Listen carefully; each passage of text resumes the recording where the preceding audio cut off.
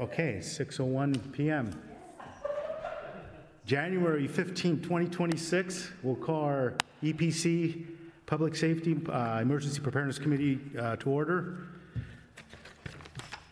If you can join me, roll call first, then the flag salute. So Quan Lee is here. Alvia Gomez is here. Justina Garcia is here.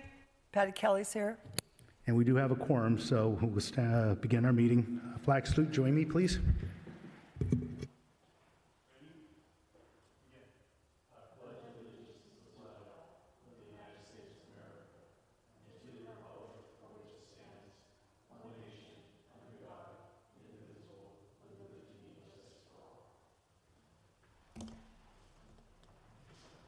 Okay, do we have any public comments? None? Okay, since we do have a quorum, and this is a little policy change we made, once we have a quorum, we're just going to go ahead and approve, since we're not a formality-wise, more of an advisory committee. So we need September, October, and November meetings. If I can get someone to make a motion to approve. I move to approve. I second. Okay, we have second. Okay, Quan Lee is a yes? Yes. Yes, Justina. Yes. Okay, so we unanimous. We'll go ahead and file that. We'll move on to committee business and reports. Member Justina Garcia. Yes, so for the 2026 year editorial calendar, I've developed that calendar which lists out the stories month to month. I will make sure that our Heights Life editor gets the ed calendar and reviews and provides any feedback he may have, and I'll share it with this group as well. It simply gives us a map or a calendar of sorts to remain in conversation with Dan and Heights Life so that they know that we have things going on and we'd like every single month to have a story represented. January is their dark month. There is no Heights Life this month.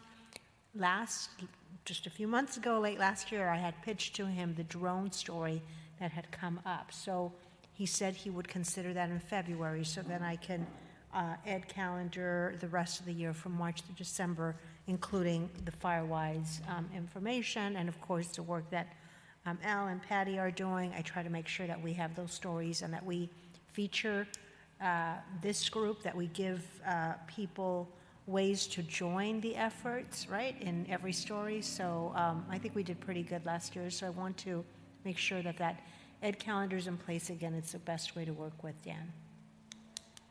Thank you. Any questions? And we'll move on to Member Kelly. So for the February meeting, I will have a, working with other La Habra Heights residents, the large animal evacuation plan so that we can look at it, get feedback. So that'll be done. And also the working on the, I call them emergency sheds for our zone. And I also would like to follow through, which I wanted to do after the new year, with a staff member and go through the supplies at the park. That is the emergency supplies that are sitting there that need to be updated, simplified, I think now, and then eventually connect with the other emergency groups, the radio group and emergency preparedness, so other zones can just have access to that if there was an emergency. A park's perfect place.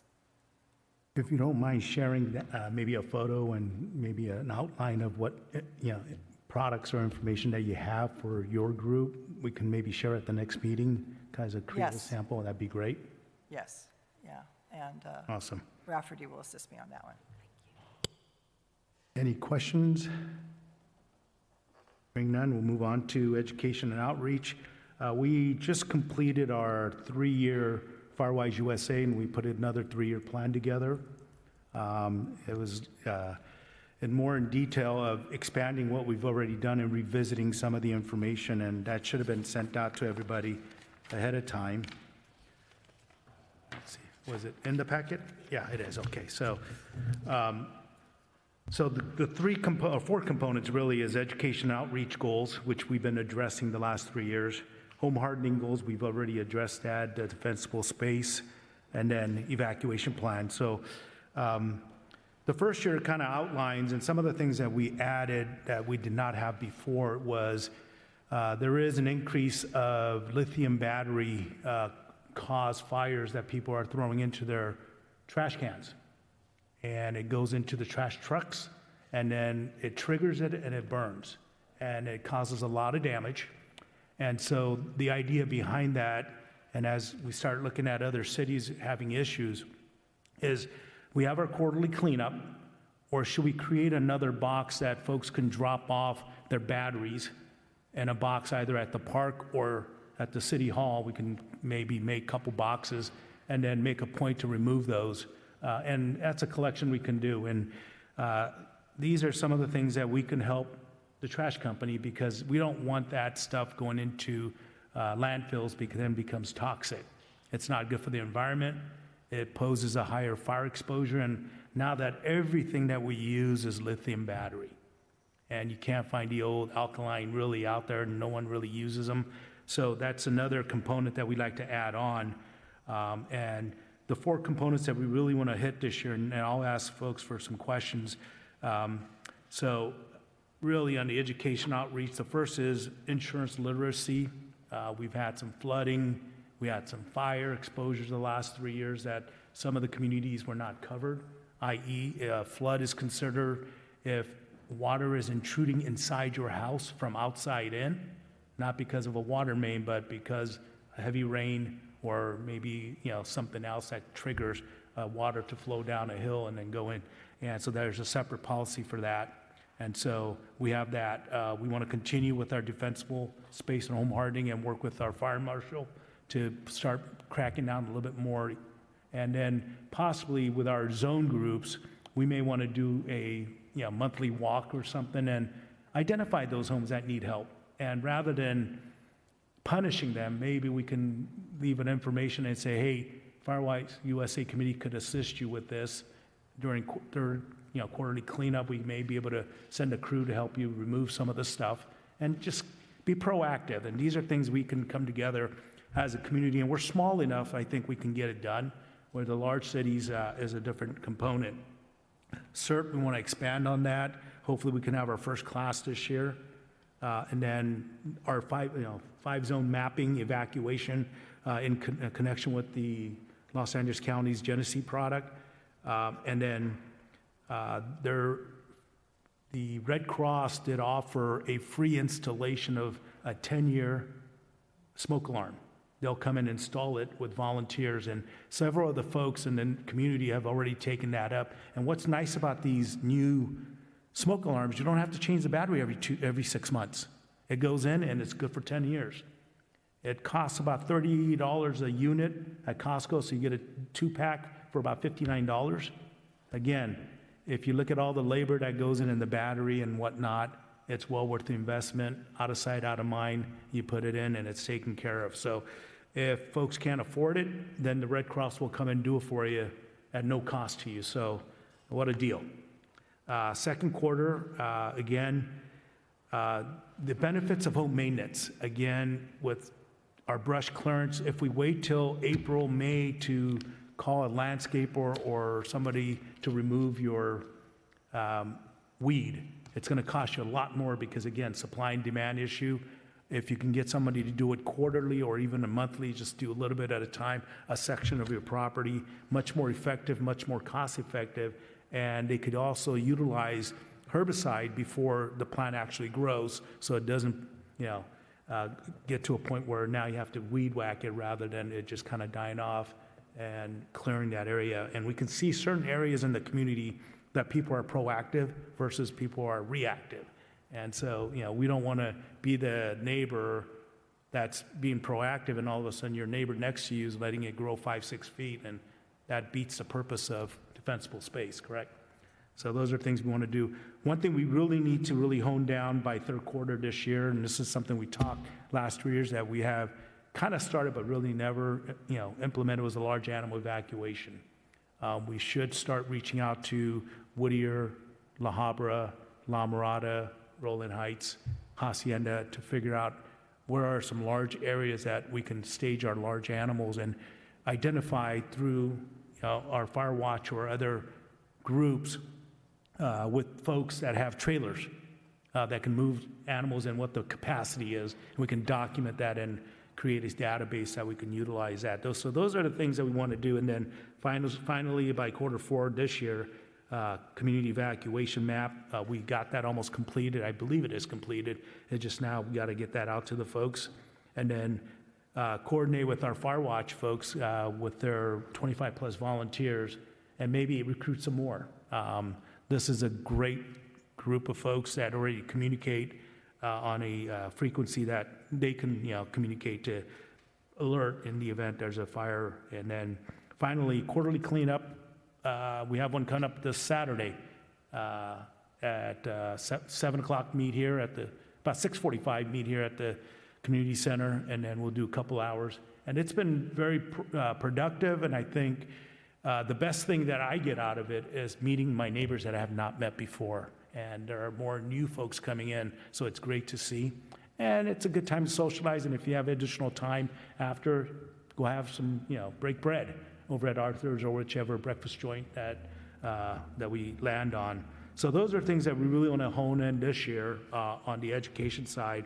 Home hardening, we know what we need to do. Defensible space, fire marshal is going to send out again. La Habra Heights, it's an all year round fire brush clearance. Not wait till May to get it done, but again, be proactive. Insurance companies are flying drones to look at homes on rewrites and renewals. Don't put yourself in a situation, or as a resident, again, take a look at your roof. After the rainstorms, is there green moss growing? Power wash, herbicide will do the trick. We're going to try to pull in Roof RX to do an educational session. We utilized them last year because we did have green moss growing on our tile roof, and I thought it was going to be a simple clean and herbicide, and that was it. But they identified 300 tiles that were cracked, recommended that we replace it, and during the process, the filament underneath on one section of the house needed to be replaced. Again, full roof would have cost me $60,000, $80,000, a lot less. Being proactive, and it's going to last me another 5-10 years. Keeping an eye on it, and that's roof inspection should be done frequently because that's where ember's going to go in a broken tile, and you should walk your home and do things to make sure the vents are closed. So, has everybody had a chance to review our 3-year plan? And did you see anything that we needed to add? And we're going to ask for Chief Martin to do an input on this, and also our city manager, but anything that you saw that we need to expand or add, or is this a good framework to begin with? I did get a chance to review it, and I like how it's kind of laid out. Some of the items that we had been talking around, I see they got reflected in here. The large animal, the expansion on CERT, and I really like the alignment with the fire watch teams to kind of get them further integrated. So this is great. So now really kind of getting this onto schedule and making sure that we have enough time to let the community know that these are the dates we're planning to have these sessions, and trying to also provide other opportunities to expand or entice the involvement, so to speak. So we talk more as we get to the sessions, but certainly we can learn from some of the other areas that have done some stuff with, having demonstrations. I think, just having the fire department, I've seen a couple sessions, roll up on their fire trucks and just be that presence brings a lot of attention and certainly brings a lot of traffic. So whatever we can do to kind of help entice families to be there as well. And then once this is approved by the Firewise USA committee, then we can incorporate that into maybe an article in our Heights Life, and then do a simple snapshot outline, high-level outline, make this available to the community so that they can get engaged. Again, I can give you a worst-case scenario example.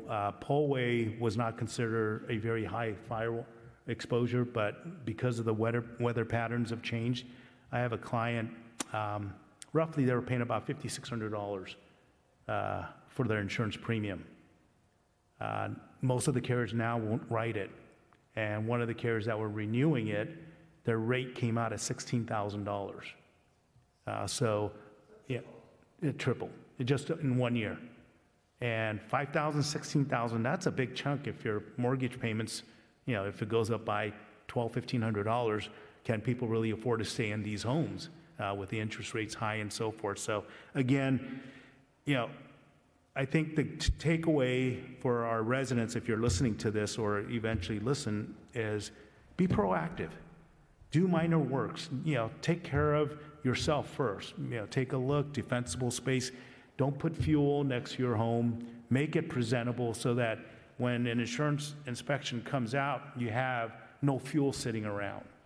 We've done a great job over the last 3 years. And one of the things our prior fire marshal and we worked on was through the grants. We got rid of a lot of eucalyptus trees and the large 24 to 30-inch radius trees in case those fell over on our main evacuation routes.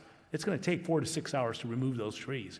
And you as a resident, if you have these large trees that's within your fence and it's leaning over into the street, maybe consider pruning that or removing it ahead of time. Because after the fact, it's going to block everybody in. So we'll take a look at that. Any other comments from this side on our Firewise USA plan?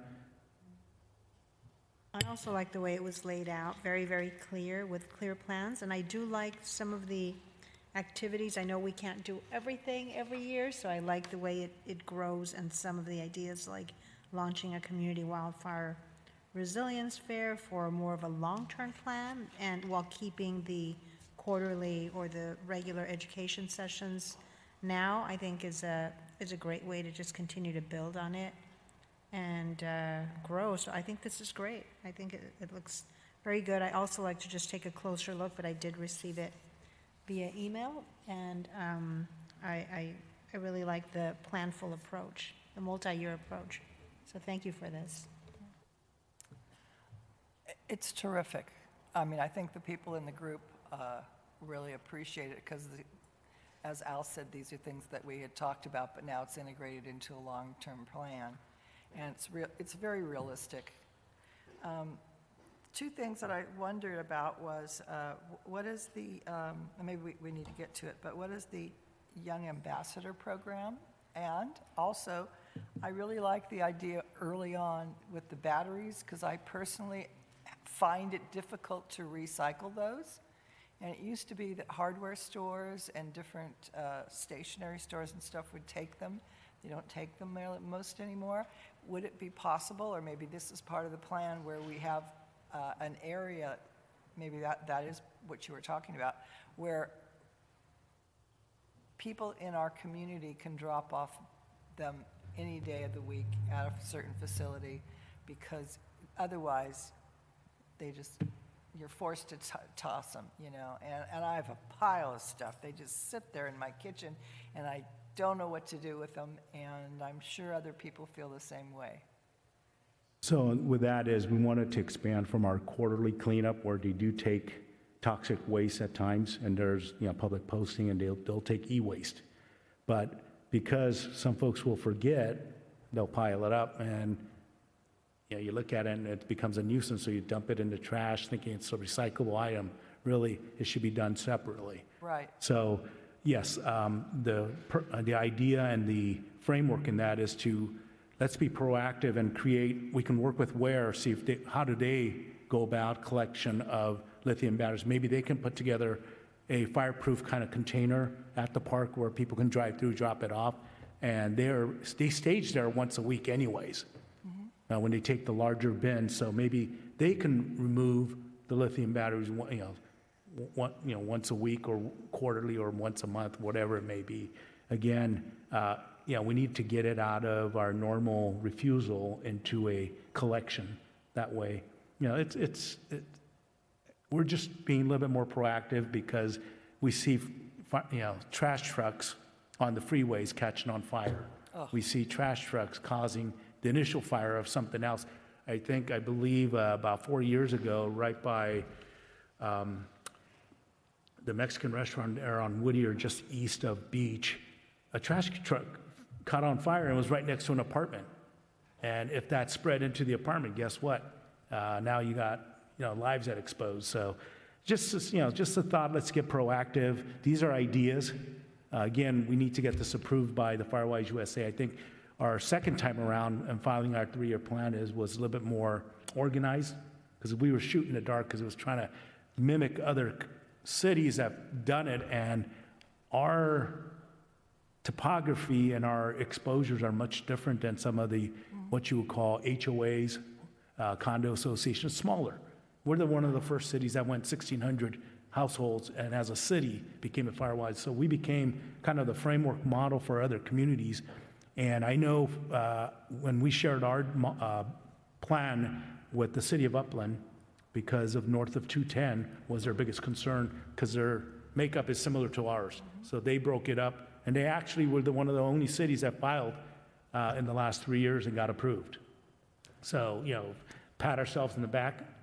I mean, we'll share to this. If other communities come up and, a city up in a community, HOA community up in Valencia, right before last year's fire, requested a copy of it. So we sent it to them.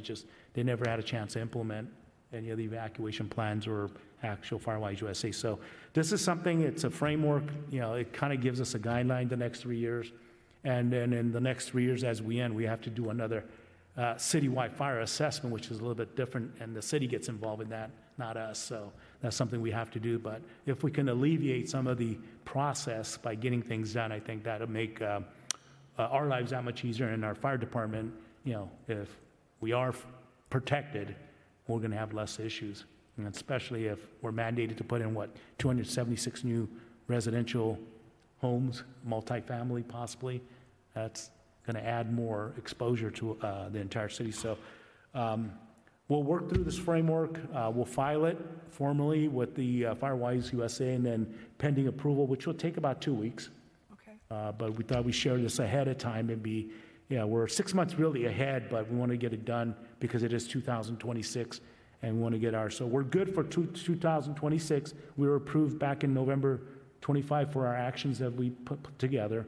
That includes volunteer hours, investments estimated by individual residents on doing the brush clearance. There's $1 that gets put in, the hours that we put in, and in reality, it turns out to be about somewhere between $480 per home that is invested throughout there, which is a lot less than what an actual, like for myself, it's 10 times that.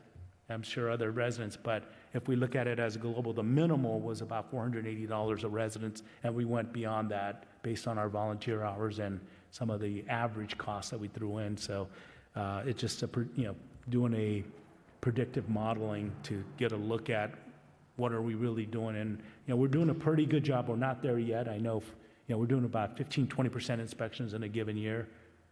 Does that give us enough solid data? An example of people really taking care of their property to be weed-free and, protected in that regards. Any input from you, Chief? Well, as always, the fire department stands ready to assist the community. I like a couple of the comments that you said. It's better to be proactive. So we're attending a problem before it develops.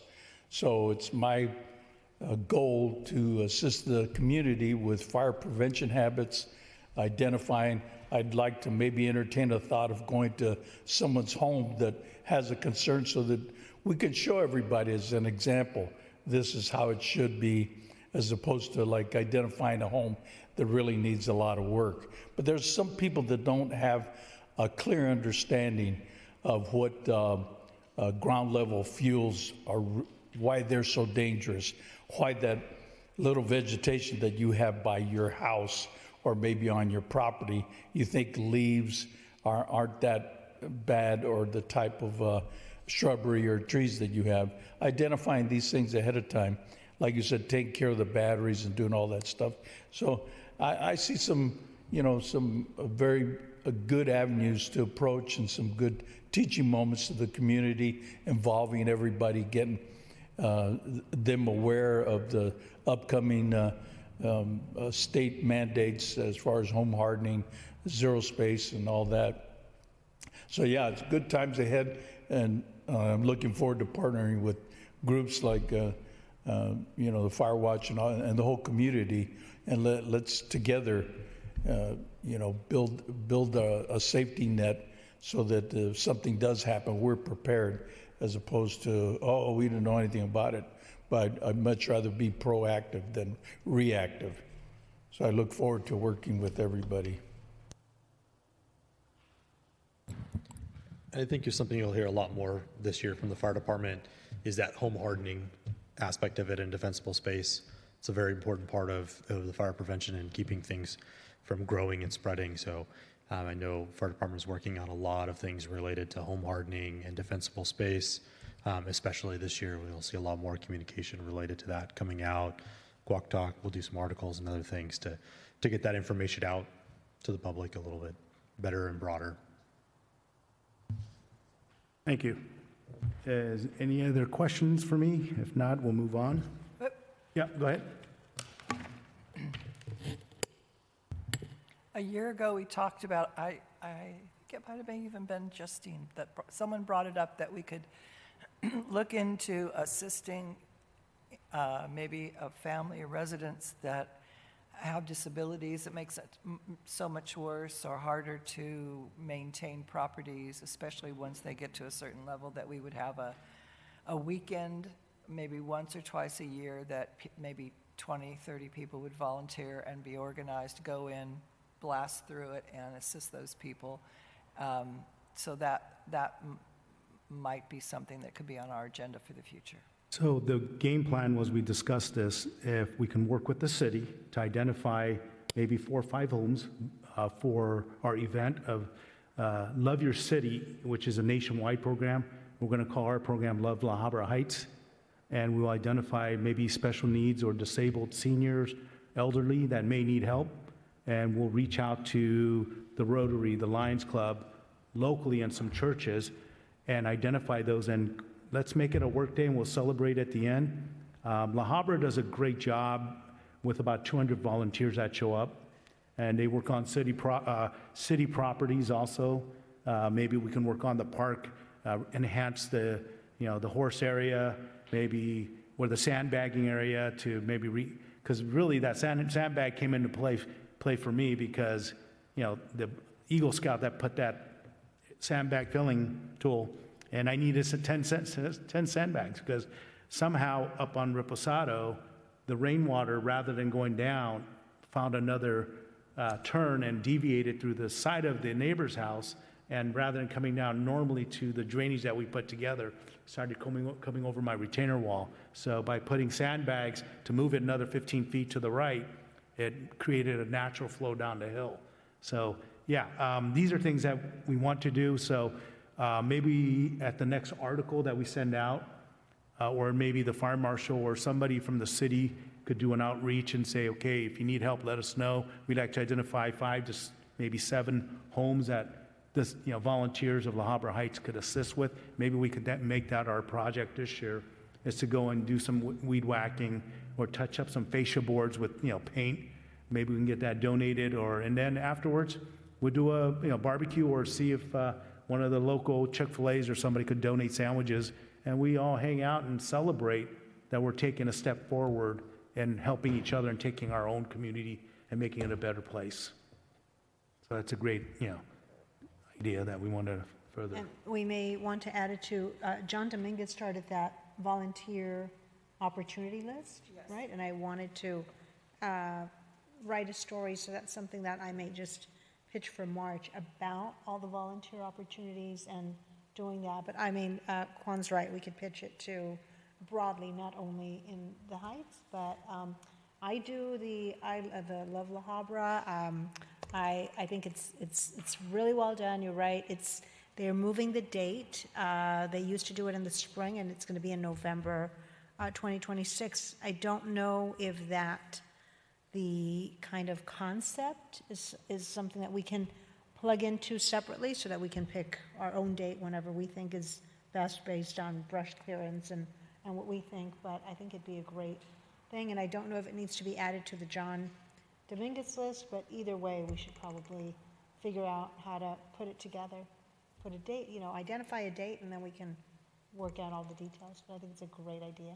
Yeah, so it'd be great to coincide with the national Love Your City program. And if we don't have 5 or we don't have enough volunteers to do 7, let's get 3 done. At least we're doing something. And then we can come back maybe 2-3 weeks for those folks that are available and say, hey, we have a smaller project, weed whacking, and the property needs a little bit of paint to coat where all the cracks are, whatever it may be.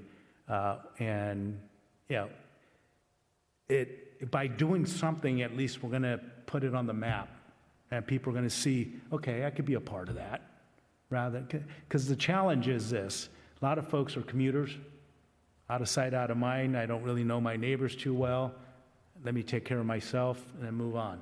But really, this is a gem. And we always said about this the last 5 years I've been on this committee, and everybody lives in La Habra Heights because it is unique, and we don't want this topography, the atmosphere, the rural living, the value of it disappear because we are not taking care of each other.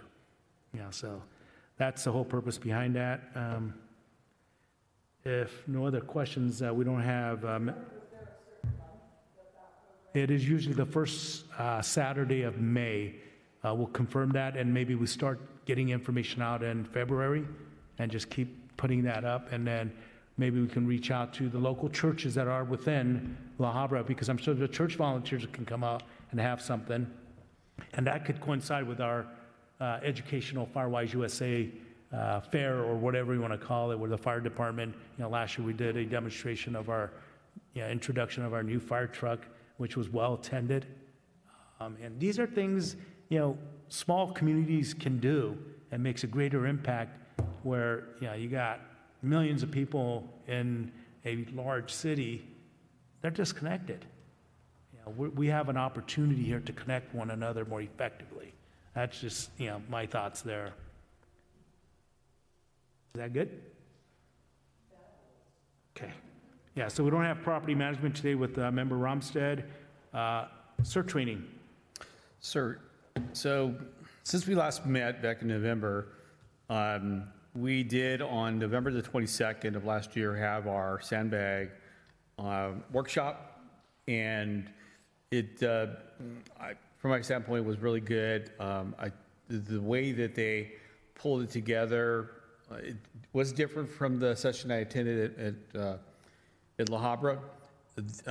So good information. They did cover some additional material around covering the hillside, which I thought was really great for them to add that material. Some of the comments from the trainers, they really loved the atmosphere. They would like to come back and provide some other training opportunities to the community. So we are kind of keeping in touch to figure out what else we can do that might fit the community need. And so we'll probably bring up some suggestions at the next meeting and try and figure out how to best do that. Timing from last year was kind of really tough because that was right around Thanksgiving. So we'll definitely try to avoid those. And, and ask for the community. There was some feedback that was sent to me around, trying to pick a different day to do this type of a workshop. So I'm open to that. So, if you have any suggestions, please, reach out and let us know. Over the holidays, we also did, thanks to John Dominguez and his efforts on, recruiting or putting out the volunteer opportunities, we did have a couple of additional folks sign up for CERT. And so we'll be reaching out and updating our list. I'll provide that back to John so he knows what that list is, and I'll send out an email communication to the folks so that, one, they know that, welcome to the CERT community, and then secondly, kind of lined up for our next event with the EPC. As far as local training, the There were some courses that were put up, and then some of them were taken down because there were a lack of interest, and they were kind of nearby. I think the one in Pete Rivera was pulled down. But what is out there as of today, on February the 20th, 27th, and then on March 6th, those are all Fridays, there is a CERT training at La Puente. I know it's a little bit further away, but it's pretty close comparison to other classes. So that's coming up. Those are going to be all day during the day on a Friday from 8 to 4:30. Another opportunity, a little bit further away, but it's in Altadena. Those are going to be on Saturdays, starting in March 14th, the 28th, or 14th through the 28th. There'll be some courses there. So again, no cost for you to attend these courses. They are the full CERT training sessions offered by the LA County Fire Department. And as additional courses are made available, I'll continue to kind of track that. I am tracking with La Habra. They were also trying to put something together, but again, could not get enough folks to sign up for that. And I'm also tracking with La Mirada to see if there's something that they're going to be doing. Both have stated to me they do have some intentions to try and pull it together, depending if they can get enough folks interested. And for those that have asked, I think I responded, we definitely need to have at least 10 individuals committed to attend the course. It does take a bit of time and effort for the volunteers or the folks that are going to put this on to get it together. So if there's an interest, please let me know or communicate with John. John has an email on the volunteer email address that he's been monitoring. And so there's been quite a bit of communications going on in that space. And again, I just want to call out John Dominguez. He's just been fabulous in supporting the work we're doing here, helping to communicate, capture names, and send that information around. So, and I know that he's been asking for assistance from folks. So, plenty of opportunities to help with the city. So by all means, just reach out to John. His information or the volunteer information is on the city website. That's it. Any questions? If not, we'll move on. Member Dominguez is not here this evening, but I think the key thing that we want to, probably on his side, is we have our quarterly cleanup this Saturday, 6:45 a.m. gathering here. It'll take about an hour and a half to 2 hours. Main thoroughfare, north and south, Hacienda Road, and that's been very productive and effective. Again, the reward is you're getting to meet some neighbors that you may not get a chance to meet. I know there's a new resident that moved in. When I shared that information, she was all excited to be a part of it because she resided here, moved away, came back, and she wants to get involved in, with the community or the zones and also the quarterly cleanup. So that's great to hear. And then for dress wear, bring some gloves if you have. Wear long pants. There are ticks up there, deer ticks. First-hand experience. Ended up with 7 of them on my leg the first time around, so I don't wear shorts anymore.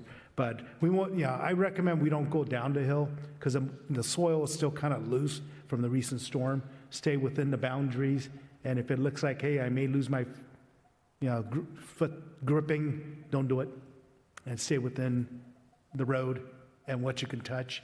If you go beyond that, again, we don't know what lies underneath. And I think that's it. Then we'll move on to verbal updates. 3-year plan proposal, that's our plan. We discussed that already.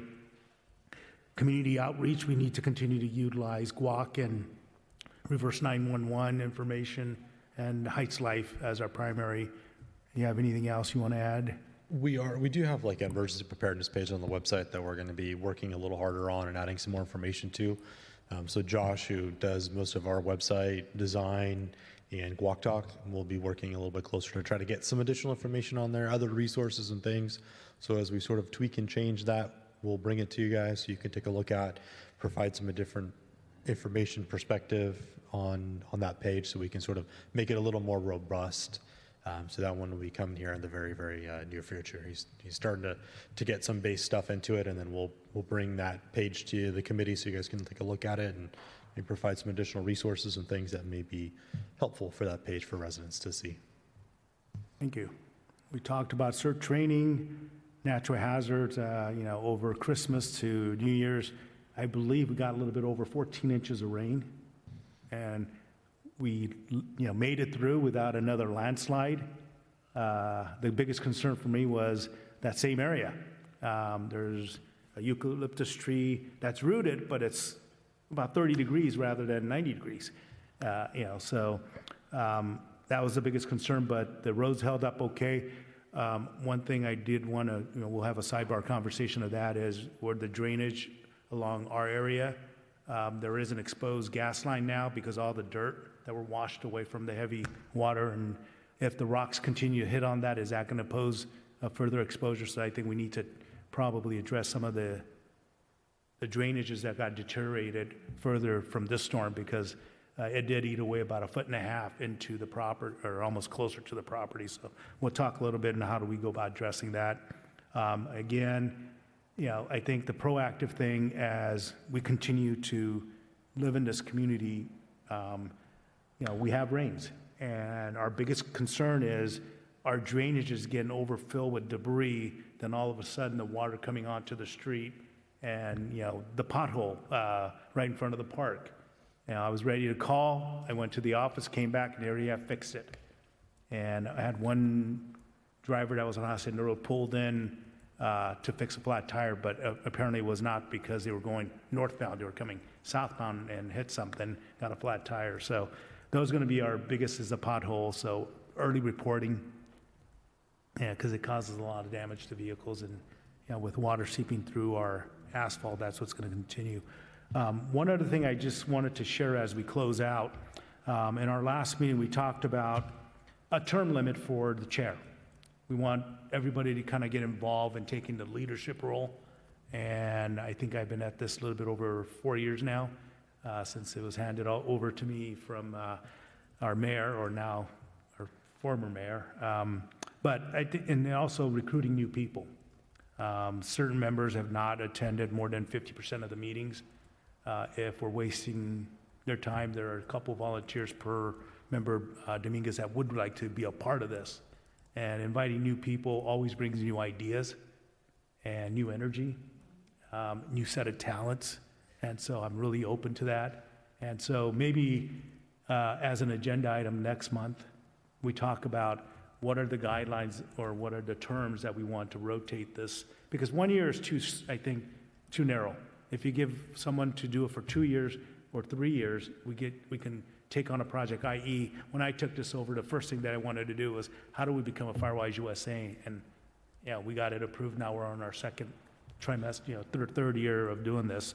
So, CERT, the zones, the meetings, these are some great ideas that if the same people did it, may have not popped up. But take that under consideration, and this is what I would recommend. And we are an advisory board. We're not a policy making. We give advice and information to both the city staff, and then to the council. And they're the ones that's going to make the policies. Yes, go ahead. What do you think the ideal number of people on this committee is? We need, if we can get consistently 5 to 7 people show up, that'd be a solid number.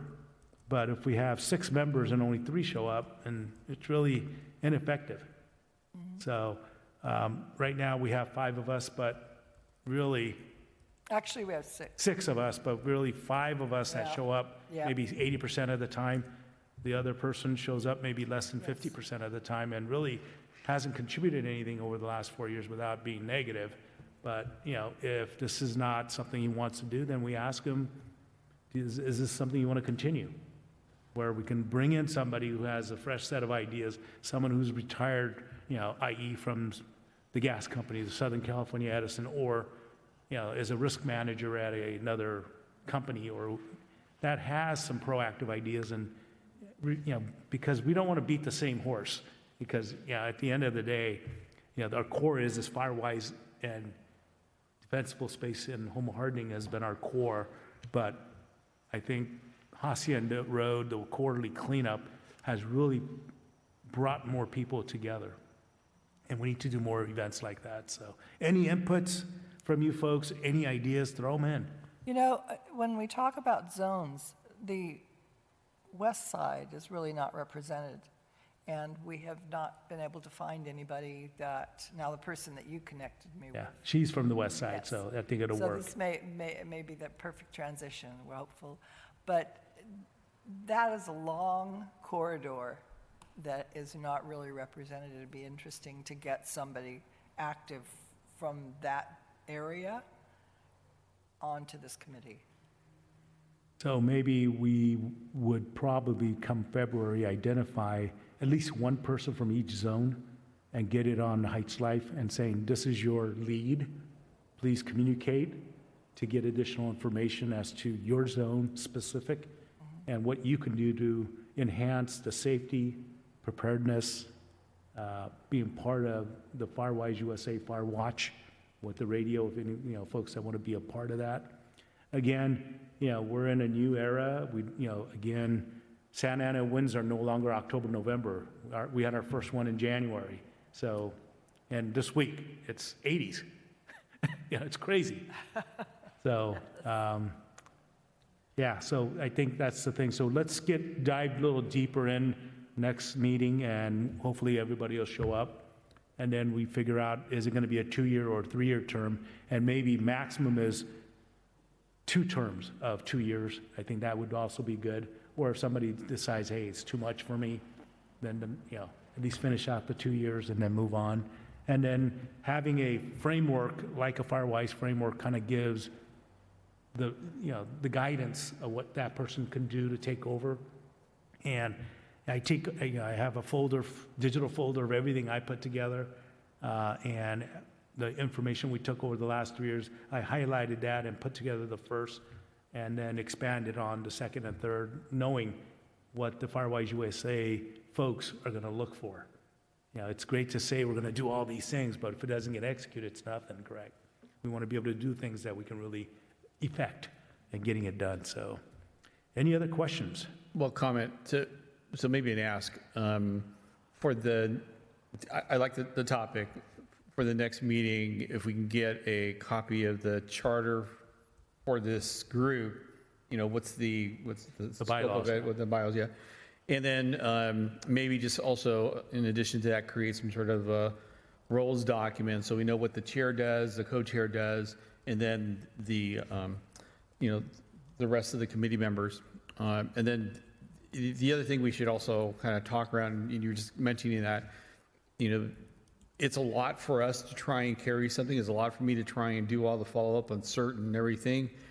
So definitely consider having, working groups or sub-chairs from us. So someone that, Patty would designate to kind of help her coordinate some of the other areas. I mean, it's trying to, do what we're doing, especially if we're trying to reach out to the entire community. We got all these different zones and neighborhoods. That's a lot. That's the most full-time job to do. So I know it's a call for volunteers, but it would also be, from a EPC standpoint, at least we can acknowledge folks that are kind of helping play the role to kind of make some of the stuff that we're talking about happen for us. So, think about how that might be something we can kind of expand how we get input for ideas and other, activities to kind of move things along. So, yeah, I would agree with that. If there's an item that we need to address, i.e. that's coming up, is Love La Habra Heights. Yep. Maybe someone could take the lead on that, and let's put together the framework, how we're going to do the outreach, start getting maybe, some of the businesses that can maybe donate and underwrite the cost, so we don't have to be dependent on the city, because we know the city's budget is tight. I'd rather that money go towards hiring a staffer versus an educational program, only 20 people show up. But if we get businesses and churches that show up and be a part of the community, then I think it's going to touch more lives, more effective. So maybe that's what I'll ask before next meeting. I'll send out an email Does anyone want to take, and you folks could take that under the wings today and say, hey, I want to be the lead on this one this year, let us know. And then we'll all jump in to help. And the key thing is don't try to do everything yourself. If you get burned out, delegate. Know your limitations, because again, volunteering is great, but if you're the one individual, the team never works. And it's all about team, correct? It's we, it's us. That's the language we want to use is we come together, us doing it together. It is the community that's doing it rather than an individual was able to accomplish this. So that's what my ask would be. Yes, go ahead. These are really good ideas, Al. I think you're correct. I would not be able to put together the committee. I mean, I could, but it would be better if I had seen what's happening. So if Justina and I work together for the Love La Habra Heights, and someone else, she has a full-time job, and but there's things that she could say, Pat, do this, delegate it, and then I could delegate it to other people. Certainly with CERT, we need to get more people involved in CERT, and I think that we're moving in that direction. But the urgency, having lived here since '85, the urgency of emergencies, like you said, Santa Ana winds. I've lived here basically my whole life in Orange County, LA, and it's 365 years. 365 days a year. You could be surprised, and the winds do change directions, and they never used to do that. So having so much news the last 2 weeks on Altadena and Palisades, I think that people have that in their minds, and we should be able to find an enthusiastic number of people, because that's our reality. You can't live anywhere in the world and move away from it. I was in China and people were talking about new issues there, and so going to move to Australia, and that's not the place. You cannot find a safe place, but you can make where you live very safe. And So that's, I think, hopefully the mood that I noticed after the fires last year. All of a sudden, my neighbors were talking about, I don't just have my to-go bag that the city has been talking about, and I could tell that they had really listened, but they also had a suitcase full of other things and then their pet things. And I thought, yeah, the message is getting through. And now with this repetition of Palisades and Altadena and the many, many years it'll take for those communities to build, I think it's ripe for all of us to have assistance with each other and to be open to ideas and help. And I think the community is more open too. That's my experience. right. Okay, so we'll put that kind of under our hearts, and wherever your heart leads you by next February meeting, please feel free to share. And if you two can team up to do it, great. Then we come in and maybe I reach out to the businesses and trying to get some donations. So these are things you want to delegate so that we're not, and then we may want to bring some other volunteers. I may say, hey, I want to help, but this is what I'm good at. And those are things we want to look at, just not limited to the EPC. When you organize groups, sometimes the quick and dirty, messiest, most dangerous neighbor who, regardless of why their property is in disarray and a hazard, is sometimes a quick and dirty fix with a lot of hands. It's not always paint, but you're correct. When we live on these properties that are all an acre plus, steep hillsides, we can do a lot, and a lot of our neighbors also have large equipment, and they've been very generous over the years in emergencies. When I find out, oh, that's who cleaned our street. If we approach people, I think that when we look at the 3, 5, 7 properties, we should have somebody that can categorize the kind of needs, because some things take a little more robust physicality, and some are a variety of easy things. You know, do you have a van? Do you have a truck? There's a lot of old wood that's piled up, you know. Can we coordinate that with the same, you know, the weekend before we have our trash pickups, you know? So some of those things, you might not even need a lot of money from, and volunteers. Excuse me, you might not need volunteers with resources from the community for each project. Like, I'm really good with quick and dirty cleanups. And, you know, I know a lot of people who would be able to just go in and make some properties safe for all of us. Anyway, just thought I should say that. Any other inputs? If not, any other public comments on items that's not on the agenda?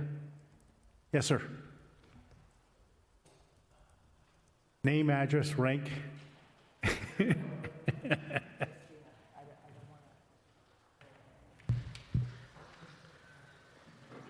I don't know if I need to speak that loud. Bruce Thomas, Panchoy Place, La Habra Heights. First of all, I'm totally disappointed in our crowd here. It's just so discouraging that this city can't be more involved, the citizens of the city. We have a grouchy manager here, but he's a pretty cool guy. I got to use the fire department the other night when my wife fell in the driveway. But all of this good stuff can't keep going without volunteers. And until we get people, guys and girls, from 18 to 40, come in and join the fire department. Go through the volunteer training. It is a kick. It's physical exercise. You make a lot of dang good friends. I did it for 35 years, and I still have friends here that were involved at that time. And unless the city gets those volunteers going, fire watch, fire department, your hacienda crew cleaning, unless we get these people involved, this city's going to fall apart. We can't afford not to. And it's a shame. And it is a hell of a lot of fun. The fire department, back when we were all volunteers, we'd have our barbecues. That's what volunteers work for, that little bit of extra. And to get told thank you for doing something is, for a volunteer, the name of the game. And unless we get it going, the CERT, that was a kick, a lot of fun. We learned it. And when fire season comes, you can't come out at the last minute and say, oh, I want to learn it, because it doesn't work. You get in the way more than you do good. And this chief is trying to get it going. And I think he's going to do a hell of a good job. And that's my comment. So thank y'all. Just for the record, your name and street address. Say that. Your name and your street. Bruce Thomas, 35 years. I've lived here in the Heights since '54. Okay. Thank you. Any other? If not, no, we'll close the meeting. We went a full hour. Thank you. It was very productive and energetic is what I would describe it as. So looking forward to seeing y'all. We'll end the meeting. Thank you.